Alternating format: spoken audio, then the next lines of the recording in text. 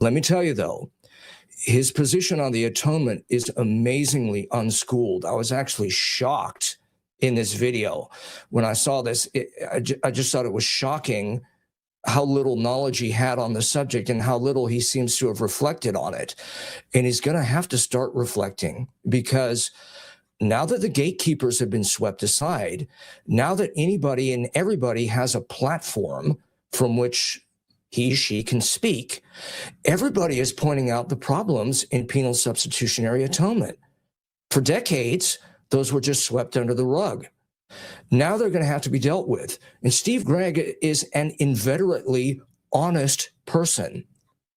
Steve Gregg bases his thoughts and his life upon what he finds in the Bible. I believe when Steve Gregg looks into the atonement, he is going to discover, as we have, that it is false. PSA is a made-up doctrine.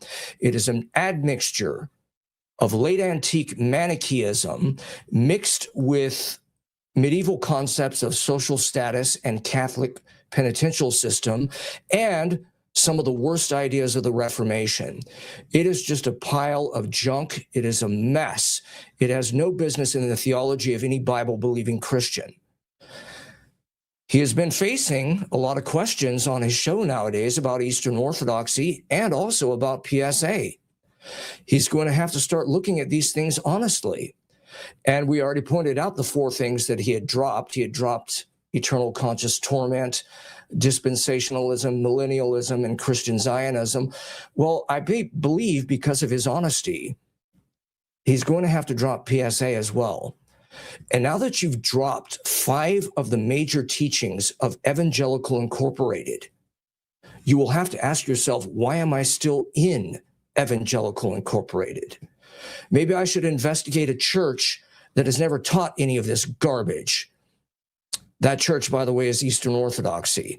I don't do apologetics, but I mean, Warren, innumerable people have contacted you.